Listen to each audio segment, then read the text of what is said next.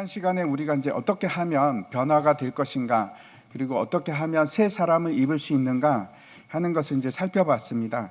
잊지 마시기 바랍니다. 우리는 이미 새로운 피조물이 되었습니다. 그래서 이 진리를 아는 것으로부터 시작하는 겁니다. 진리가 우리를 분명히 자유케 합니다. 내가 그리스도와 함께 십자가에 못 박혔나니 그런즉 이제는 내가 사는 것이 아니요 내 안에 그리스도께서 사시는 것이라. 이 고백을 하시기 바랍니다. 그래서 날마다 내 심령이 새롭게 변화를 받아서 내 인생의 목적이 허망한 데 있는 것이 아니고 예수 그리스도 닮아가는 데, 거룩해지는 데 있기를 바랍니다. 이게 새 사람을 입는 시작입니다. 이제 오늘 이제 그 사도 바울이 그 원리를 설명하는 데 끝나는 것이 아니고 행동과 실제적인 삶을 어떻게 살아야 될 것인가 아주 적극적으로 우리에게 분명하게 말씀하고 있습니다. 근데 이것은 단지 도덕적이거나 윤리적인 그런 문제가 아닙니다. 세상의 종교 또 세상의 윤리가 얘기하는 것은 우리가 어떻게 변화하는가, 그냥 우리가 조금씩 변화할 수 있고 변화해 가면 된다라고 얘기합니다. 근데 그렇지 않습니다. 물론 단기간에는 그렇게 효과가 있는 것처럼 보일 수도 있고, 또 어떤 의미에 있어서는 장기간 내 모습을 숨기고 변한 것이 아니고 숨기는 겁니다. 내 자신을 감추면서 그렇게 살아갈 수 있을지도 모르지만 우리는 다릅니다. 성경이 말하는 건 그런 게 아닙니다. 우리는 본질적으로 변화를 받았고 이제는 새 사람이 되었습니다. 그래서 아무리 변하려고 해도 변하지 않던 내가 예수 그리스도 안에서 새로운 생명을 가졌기 때문에 이제는 변할 수가 있습니다. 적극적으로 우리는 변해야 됩니다. 더 이상 우리가 알고 있던 옛날의 내 모습이 아닙니다. 이제는 본질이 바뀌어서 완전히 변하는 것이 가능해진 그런 새로운 피조물이 된 겁니다. 예수 그리스도 안에서 우리는 새 사람을 입었기 때문에 완전히 너는 새로운 사람이 되어라, 입어라 하는, 변화하라 하는 것이 성경의 명령입니다. 근데 우리가 오해하지 말아야 될 것이 있는데, 우리가 성령으로 거듭나고 새로운 피조물이 되었기 때문에 가만히 있으면 자동적으로 우리는 새 사람으로 살아갈 수 있는가? 아니요, 그렇지 않습니다. 성경이 말하는 것은 그런 것이 아닙니다. 제가 예를 든다면 애벌레를 예를 들어서 말씀을 드리면은, 애벌레가 변해서 나비가 된다는 것은 정말로 신비로운 일입니다. 어떻게 되는가 하면 애벌레를 이제 계속 이제 1령, 2령 해서 5령까지 이렇게 조금씩 점점 커집니다. 몸이 커지죠. 근데 이제 애벌레가 나비가 되기 위해서는 그 부드러운 살 밑에 딱딱한 껍질이 생기기 시작합니다. 딱딱한 껍질이 생기고 이제 부드러운 살은 다 떨어져 나가고 나서 번데기가 됩니다. 저렇게 붙어있는 번데기가 됩니다. 번데기가 되면 어떤 일이 일어나는가 하면 애벌레 안에서 산성액이 나오기 시작합니다. 왜 나올까요? 자기 자신이 죽기 위해서 나옵니다. 굉장히 성경하고 우리가 보고 있는 이 말씀하고 비슷한 것 같습니다. 그래서 그 산성액이 자기 자신을 다 녹여버립니다. 죽는 겁니다. 참 신기하죠? 근데 죽음으로 끝나는 것이 아니고 자기 자신이, 그 애벌레가 죽고 나서 물로 되는데 그 물 속에서 신기하게도 나비가 만들어지는 겁니다. 과학자들도 그것이 정확하게 어떻게 되는지 이해하기가 힘들다고 합니다. 그 놀라운 신비가 일어나서 변합니다. 성령으로 인해서 우리가 거듭난 것 같이 내 속사람이 변한 것처럼 그 안에 나비가 들어 있습니다. 그런데 밖에서 보면 여전히 애벌레의 그 번데기의 모습으로 있는 겁니다. 문제는 저기서 깨치고 나오는 겁니다. 깨치고 나오기 위해서 아주 작은 구멍을 그 나비가 열고 또 찢고 해서 벗어나기 위해서는 엄청난 고통이 따릅니다. 엄청난 힘이 들어가고. 근데 그걸 해야지 나비가 되는 겁니다. 그 과정을 통과하지 않으면 나비가 되지 않는다고 합니다. 그래서 이제 어떤 사람이 너무나 이렇게 보고 있으니까 나비가 힘들어하는 것 같아서 그 구멍을 넓게 터줬답니다. 쉽게 나오라고. 근데 쉽게 나오긴 나왔는데 문제는 이 나비가 더 이상 날지를 못하는 겁니다. 그대로 그냥 그렇게 하고 죽어버리고 말았습니다. 그래서 변화가 되려면 스스로 저기를 깨치고 나와서 고통을 이기고 완전히 나비가 되기 위해서 깨고 나와야 되는 겁니다. 그 일을 우리가 하는 겁니다. 가만히 애벌레 껍질을 그냥 쓰고 있는 것이 아니고 이제 나가야 하는 겁니다. 이제 변해야 하는 겁니다. 로이드 존스 목사님은 이 부분에 대해서 이제 뭐라고 쓰고 있는가 하면, 더 이상 지식에 머물러 있지 말고 지식으로 아는 것으로 끝나는 게 아닙니다. 아는 것으로 끝나는 것이 아니고 이제는 뭐라고까지 얘기하는가 하면 더 이상 기도도 하지 말랍니다.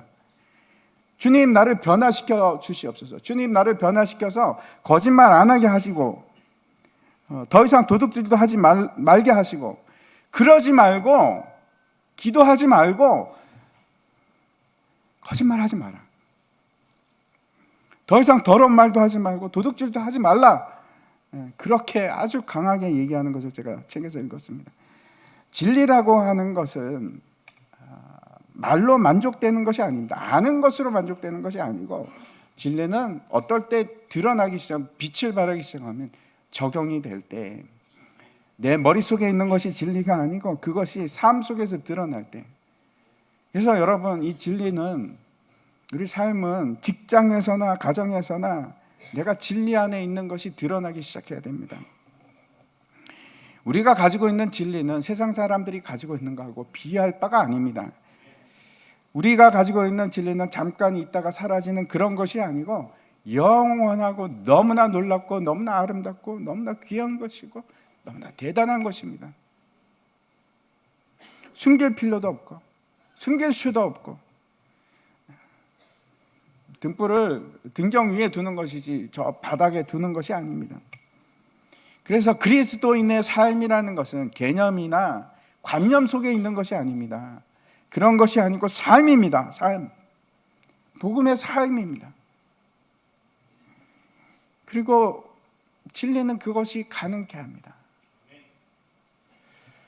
오늘 우리가 읽은 본문은 우리가 가장 쉽게 범할 수 있는 그 일들에 대해서 32절까지 6개가 나옵니다. 그런데 오늘 이제 4가지를 보려고 했는데 시간 관계상 3가지를 보려고 합니다. 첫 번째는 거짓에 대해서 말씀하고 있고, 두 번째는 분노, 그리고 세 번째는 도둑질에 관해서 그렇게 말씀하고 있습니다. 근데 이게 다 우리가 굉장히 쉽게 범하는 죄들입니다. 아주 쉽게, 누구나가 다 예의가 없이. 근데 우리가 눈여겨볼 것이 있는데, 먼저 어떻게 하는가 하면 부정으로 명령을 합니다. 하지 말라. 그러고 나서 적극적인 명령을 하고, 그리고 마지막에는 왜 그렇게 해야만 하는지 그 이유에 대해서 그렇게 다 설명을 하고 있습니다. 그것이 이제 일정한 패턴을 가지고 계속 반복이 됩니다. 3가지를 볼 텐데, 먼저 첫 번째가 이제 25절에 나옵니다. 한번 보도록 하겠습니다. 같이 읽겠습니다. 그런즉 거짓을 버리고 각각 그 이웃과 더불어 참된 것을 말하라. 이는 우리가 서로 지체가 됨이라. 첫 번째 말씀하고 있는 것은 거짓에 관한 것입니다. 제가 생각하기에 가장 일반적으로 우리가 범하기 쉬운 그것이 거짓말이 아닌가 생각을 합니다. 심리학자의 말을 빌리면 사람이 보통 하루에 10번에서 200번에 걸쳐서 거짓말을 한다고 합니다. 안 믿기시죠? 나는 그런 적이 없는데, 아닙니다. 잘 생각해 보시면 맞을 겁니다. 통계적으로 나온 거라서 그렇습니다. 어떤 때는 이렇게 합니다. 그렇죠. 내가 괜찮지 않음에도 괜찮아? 그러면 괜찮아. 속으로는 죽을 것 같은데, 그럴 수도 있고, 그런 거짓말을 하기도 하고, 또 어떤 그 경우에는 악의를 가지고 거짓말을 할 때도 있고, 어떤 때는 선한 마음으로 할 때도 있는데, 아무튼 그렇게 많은 거짓말을 합니다. 그 이제 어린아이들은 거짓말을 안 할까요? 예, 어린아이들도 거짓말을 굉장히 잘합니다. 예, 우는 거 보면 압니다. 이렇게 보고 있으면 막 크게 울다가 사람이 없으면 이렇게 눈치를 보죠. 아주 작은 아이들도 그렇게 합니다. 그래서 5살 정도가 되면 아주 자연스러운 거짓말을 한다고 합니다. 심지어는 우리가 말을 안 해도, 꼭 말로만 거짓말을 하는 것이 아니고 말을 안 할 때도 그게 거짓말이 될 수도 있고, 그리고 행동으로 또 거짓말을 합니다. 아닌 척. 여러분도 그렇게 하시지 않습니까? 그렇죠? 저도 그렇게 합니다. 그런 거짓말을 합니다. 왜 사도 바울이 이 거짓말하는 문제를 처음에 들고 나왔을까?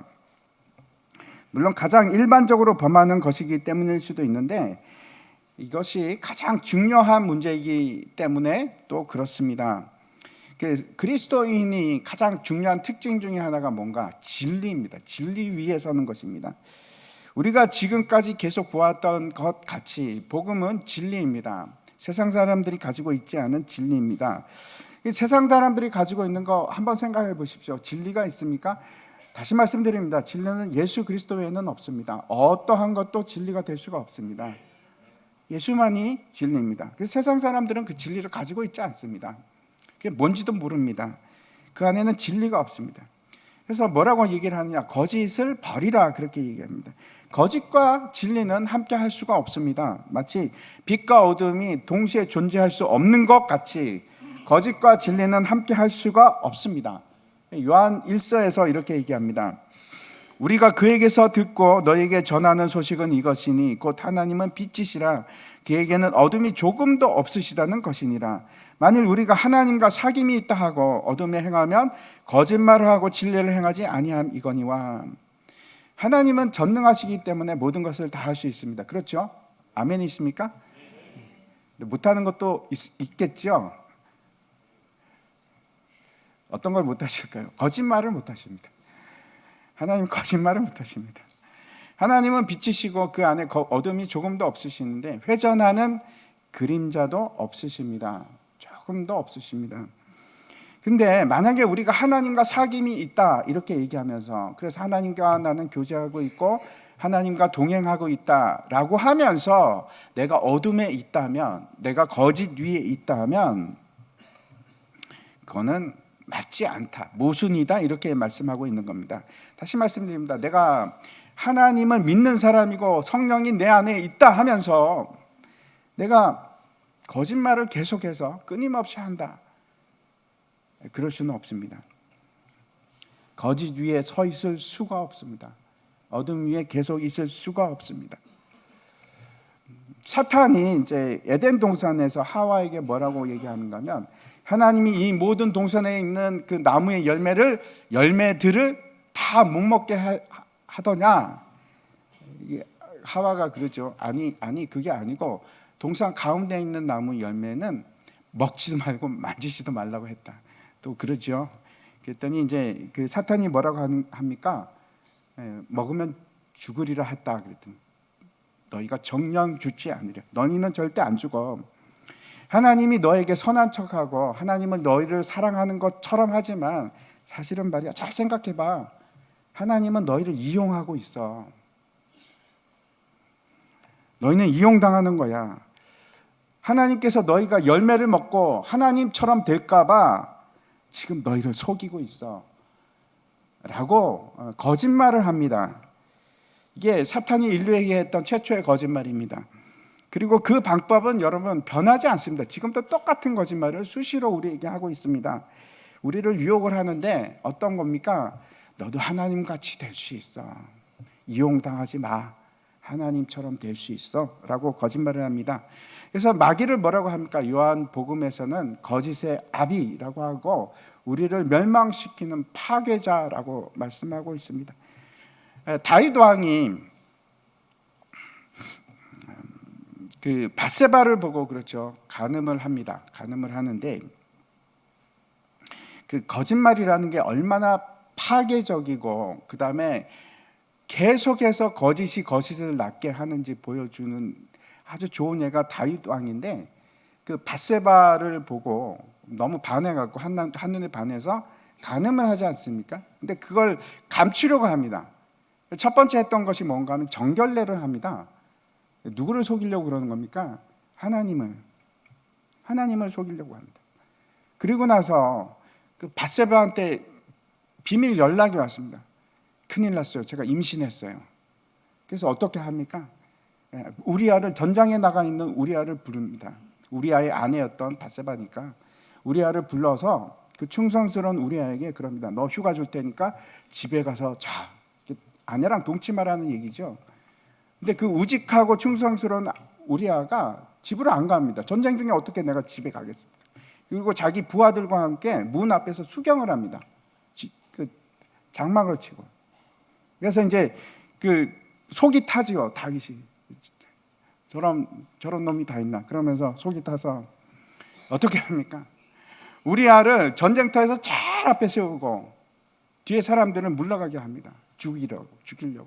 그래서 고의적으로 우리아를 죽입니다. 거짓이 거짓을 낳고 그 거짓을 숨기기 위해서 아주 그 끔찍한 일까지 그렇게 가는 게 거짓입니다. 거짓.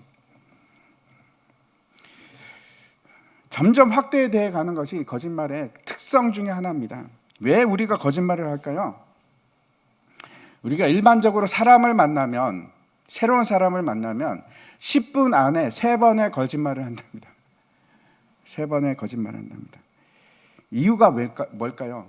저 사람한테 나를 좀 포장해서 보여주기 위해서, 내가 좀 괜찮은 사람, 중요한 사람인 것처럼 보여주기 위해서, 내가 흠이 잡히지 않기 위해서, 그런 각인을 시키기 위해서 사람들에게 거짓말을 합니다. 거짓말은 모든 죄 중에서 그렇죠, 가장 보편적인 그리고 일반적인 것입니다. 그리고 그 거짓말의 중심에 누가 있습니까? 언제나 내가 있습니다. 나를 높이고자 하는 마음이 그 안에 있습니다. 요한 1서에서 이렇게 말씀합니다. 2장 21절인데 같이 읽겠습니다. 시작. 내가 너희에게 쓰는 것은 너희가 진리를 알지 못하기 때문이 아니라 알기 때문이요, 또 모든 거짓은 진리에서 나지 않기 때문이다. 모든 거짓은 당연합니다. 그렇죠. 진리에서 나는 것이 아닙니다.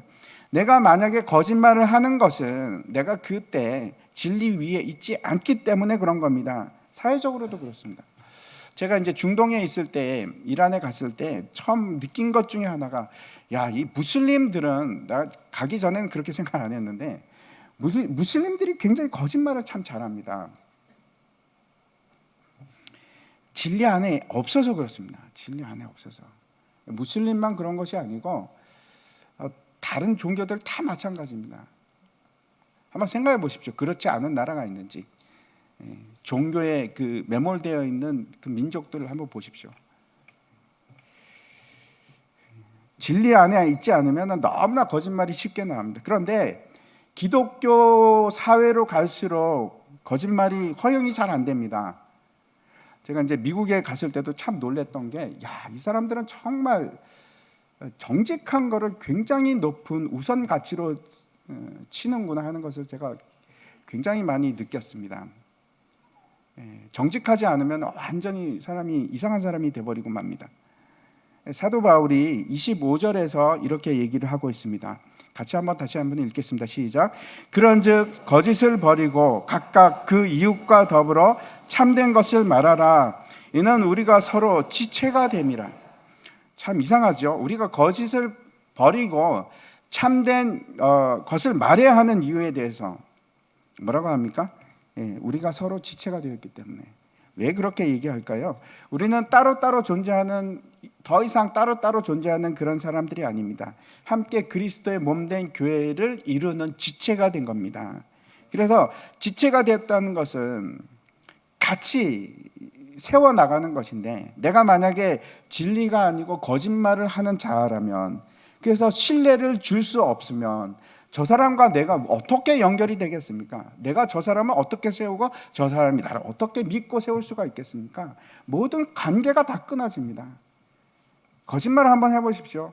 사람들한테 한번 사기를 옆에 있는 사람한테 친다고 생각해 보십시오. 관계 다 끊어집니다. 다 망가집니다. 믿을 수 없는 사람인데 누가 그렇게 옆에 와서 그렇게 하겠습니까? 그렇지 않습니다. 세워줄 수도 없고 세울 수도 없고, 한 지체가 되고 우리가 교회를 세워가기 위해서는, 그렇죠, 진리 위에 서야 합니다. 15절, 오늘 말씀이 있는 에베소서 4장 15절에도 이렇게 얘기합니다. 오직 사랑 안에서 참된 것을 하여 범사에 그에게까지 자랄지라.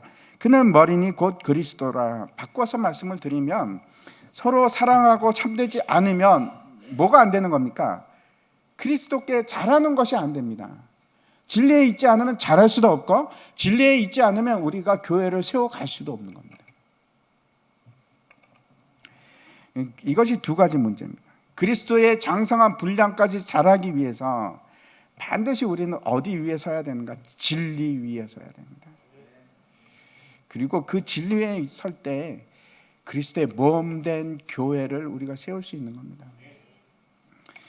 이런 일이 교회에서만 일어나는 것이 아니고 우리는 어디서나 어느 때나 참된 진리 위에 서야 합니다.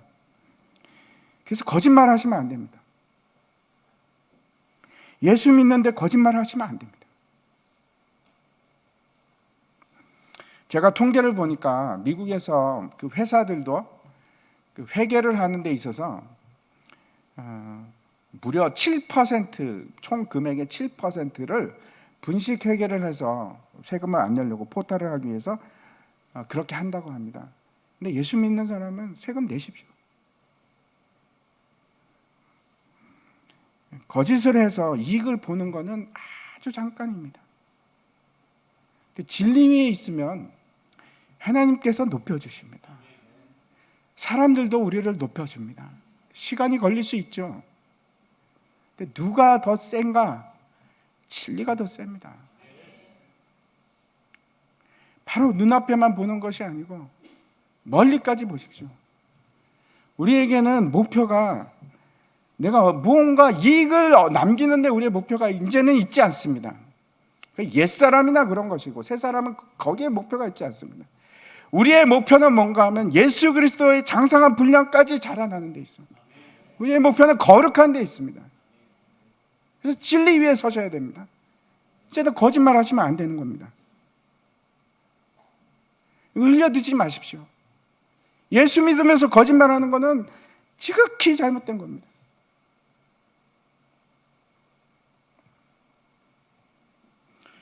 눈앞에 보이는 손해가 진짜 손해가 아닙니다. 내가 그리스도의 사람으로 살아가지 못하는 것이 그게 손해입니다. 손해를 보더라도 나는 진리 안에 있는 자이기 때문에, 진리 위에 있는 자이기 때문에 나를 돋보이기 위해서, 나를 드러내기 위해서, 아니면 내가 치부를 숨기기 위해서 거짓된 행동을 하거나 거짓말을 하거나 이제 그만두는 겁니다. 왜 그렇습니까? 나는 그리스도와 함께 죽었으니까. 이제 내가 사는 것은 내가 아니고 예수 그리스도께서 사시는 겁니다.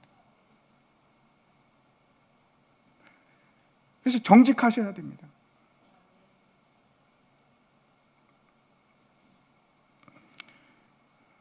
뭐 어떻게 정직해서 세상을 삽니까? 그래도 그렇게 사셔야 됩니다. 순종하십시오.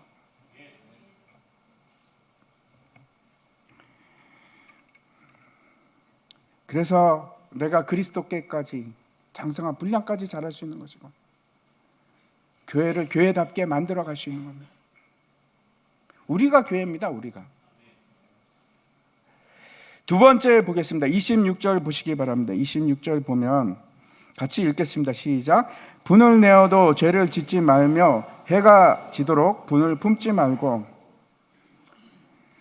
두 번째는 분을 내는 거에 대해서 말씀하고 있는데 제가 한번 물어보겠습니다. 여러분, 분을 내는 것은 죄일까요? 네. 저 사진 그냥 지워 넘겨 주십시오. 저 인상이 별로 안 좋아서 오래 보고 싶지가 않습니다.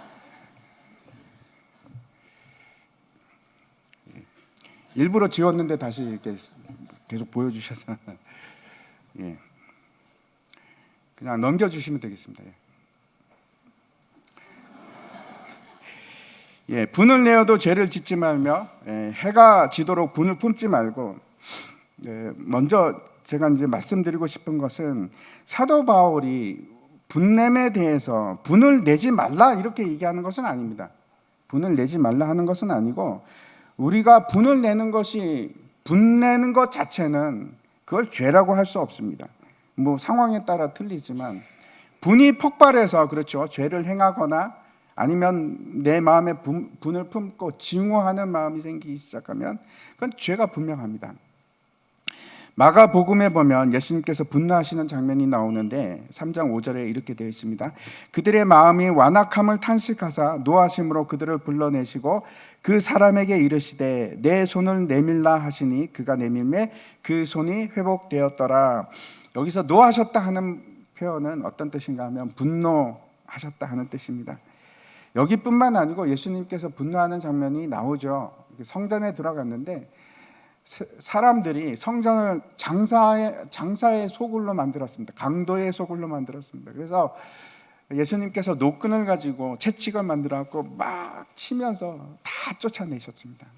그때 분노하셨습니다. 뿐만 아니고 하나님의 분노에 대해서, 진노에 대해서 성경은 수많은 곳에서 말씀하고 있습니다. 오히려 성경은 우리에게 뭐라고 얘기하는가 하면 거룩한 분노를 가지라, 그렇게 말씀하고 있습니다. 한번 보겠습니다. 고린도후서 말씀인데 7장 11절입니다. 같이 읽겠습니다. 시작. 보라, 하나님의 뜻대로 하게 된 이 근심이 너희로 얼마나 간절하게 하며 얼마나 변증하게 하며 얼마나 분하게 하며 얼마나 두렵게 하며 얼마나 사모하게 하며 얼마나 열심히 있게 하며 얼마나 벌하게 하였는가. 너희가 그 일에 대하여 일체 너희 자신의 깨끗함을 나타내었느니라. 우리가 불의에 대해서 분노를 가지고 있어야 됩니다. 죄에 대해서 분노를 가지고 있어야 됩니다. 그런데 분을 내어도 죄를 짓지 말고 해가 지도록 분을 품지 말라, 이렇게 말씀합니다. 분을 내면서 죄를 짓는다는 것은 그렇죠.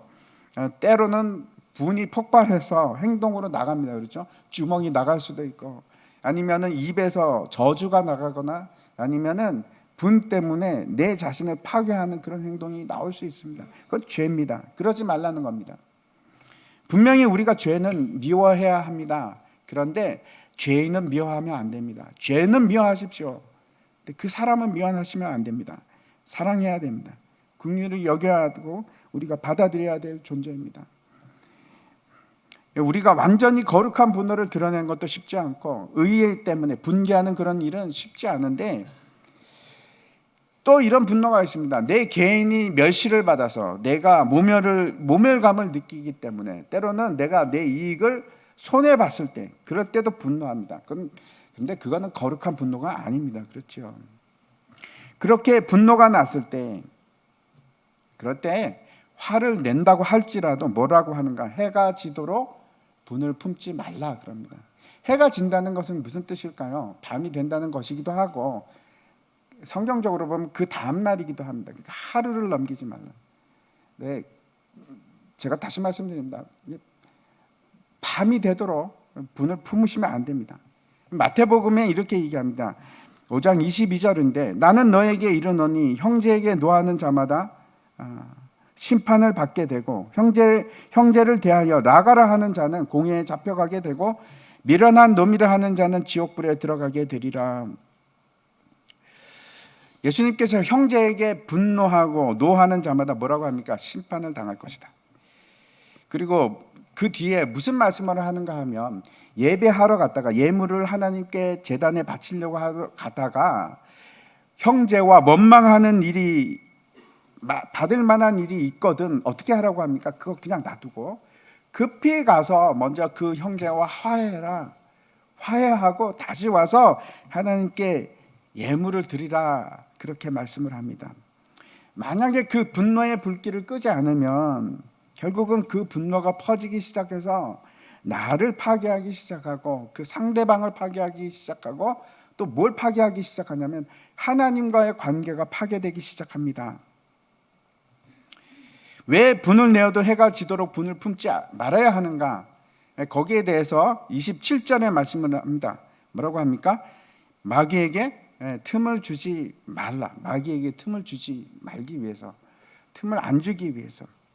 우리 마음의 분노가 막 이글이글 끓기 시작할 때 사탄이 그 틈을 놓치지 않습니다. 반드시 와서 우리를 공격하기 시작합니다. 그래, 저주해, 욕해, 때려버려, 복수해, 그렇게 합니다. 제가 이제 우리 청년들 결혼할 때 항상 이제 결혼 교육을 합니다. 근데 꼭 이 말을 합니다. 부부 싸움을 하더라도 절대 각방 쓰지 마십시오. 제가 꼭 당부를 합니다. 부부 싸움을 하면 그날 푸십시오. 여러분 각방 쓰십니까? 싸우시면? 그러시면 안 됩니다. 어떻게 해서든지 가능한 한 최대한 빨리 화해하십시오. 분을 품고 있으면 내 평안이 다 깨어집니다. 그리고 여러분 뭐 그런 경험 없으십니까? 분 가지고 있으면 뭐가 생깁니까? 화병이 생깁니다. 화병이. 나를 파괴합니다. 어떻게 하면 분을 누그러뜨릴 수 있을까요? 성경에 나와 있는 것이 있습니다. 솔로몬이 잠언에서 그 분노를에 대해서 이렇게 기록을 합니다. 15장 1절인데 같이 보도록 하겠습니다. 잠언 15장 1절인데 같이 읽겠습니다. 유순한 대답은 분노를 쉬게 하여도 과격한 말은 너를 경동하느니라. 분을 내어도 죄를 짓지 마시고 분을 오랫동안 마음에 품지 마십시오. 그리고 무슨 말을 하냐면 유순하게 말하기 시작하십시오. 그리고 이 일을 기억하시기 바랍니다. 1만 달란트 빚진 자, 예수님께서 말씀하셨죠. 누가 설사 우리에게 빚을 졌다고 할지라도, 죄를 지었다고 할지라도 용서해야 됩니다. 왜? 하나님께서 나를 용서하셨기 때문에. 우리가 주기도문할 때 계속해서 하지 않습니까? 내가 죄를 사하여 준 것 같이 내 죄도 사하여 주시옵소서. 그 기도가 마음에 걸리지 않기를 바랍니다. 용서하는 겁니다. 긍휼을 베풀고. 여러분 결국 심판하시는 분은 우리가 아니고 하나님이십니다. 우리는 심판할 자격이 주어져 있지 않습니다.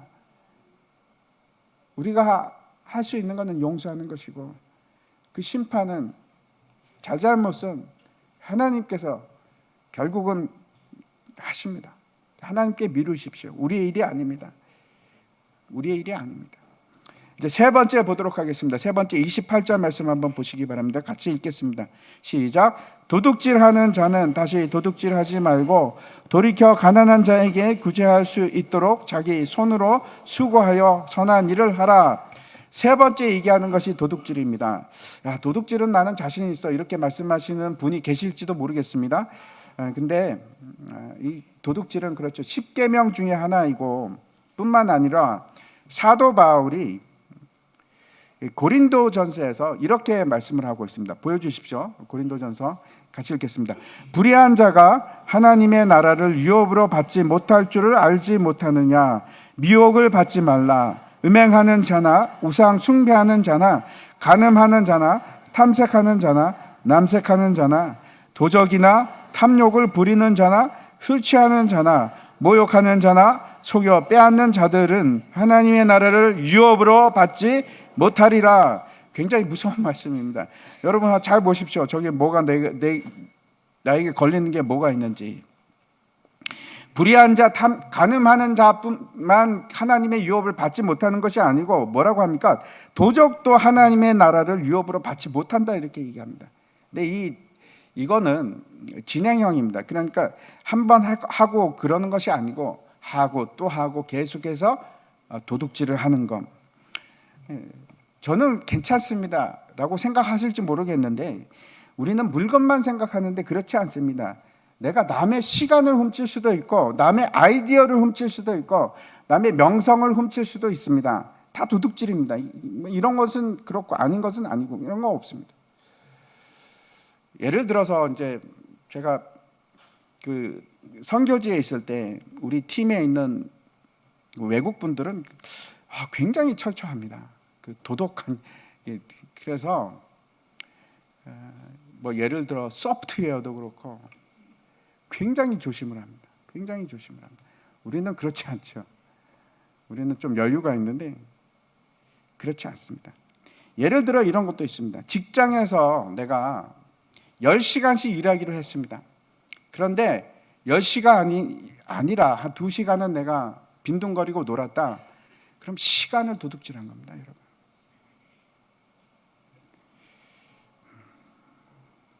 그것도 도둑질입니다. 우리가 하나님의 것을 도둑질하고 있을지도 모릅니다.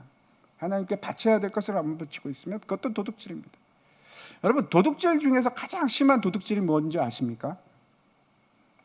내 자신을 훔치는 겁니다. 나는 하나님의 것인데 내가 내 자신을 훔쳐서 내 마음대로 쓰는 거, 그게 가장 큰 도둑질입니다. 우리가 죄에 극복하는 방법을 알고 죄를 알고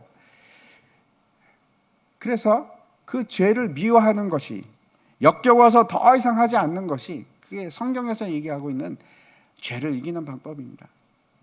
이제 미워하십시오. 못하겠어.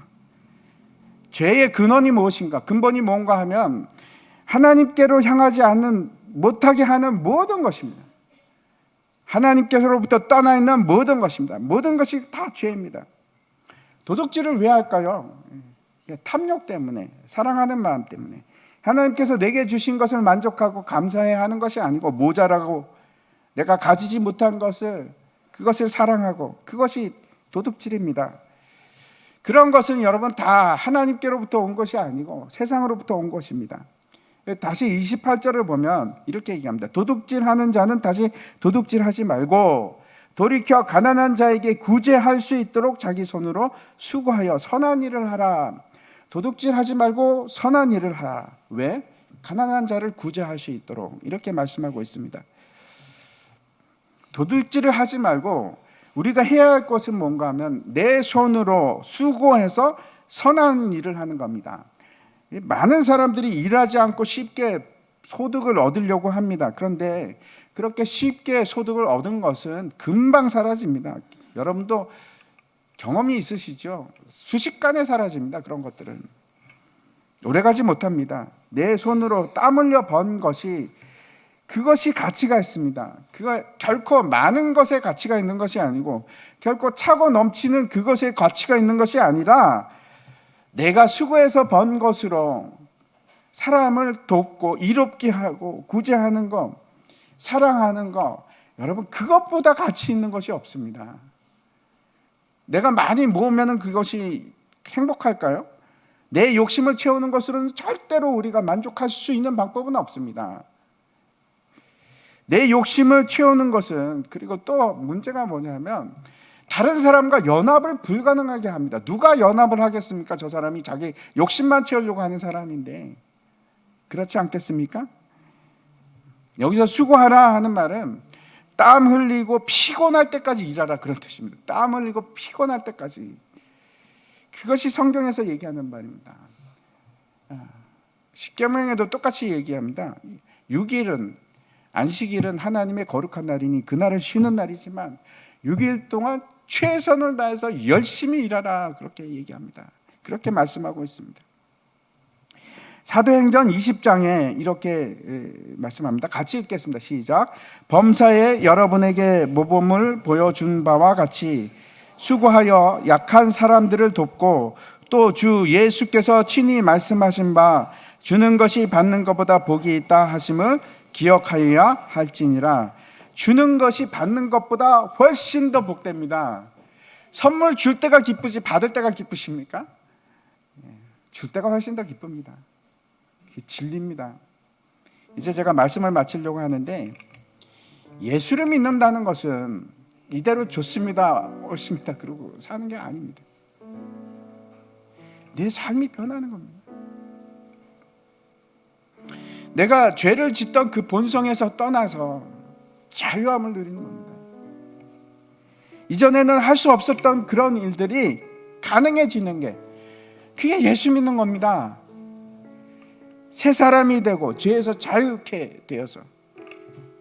그래서 정말 예수 그리스도가 내 주인이고, 내가 그래서 정말 성령으로 거듭났다면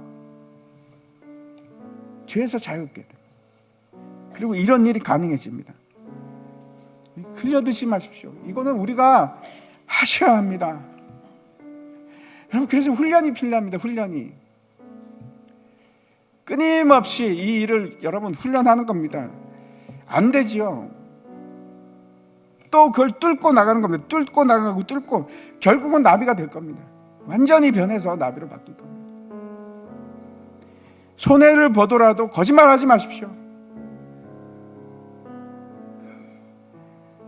분노 때문에 죄 짓지 마십시오. 분을 품고 살아가지 마시고 녹이시고 용서하시고 화해하십시오. 화를 푸십시오.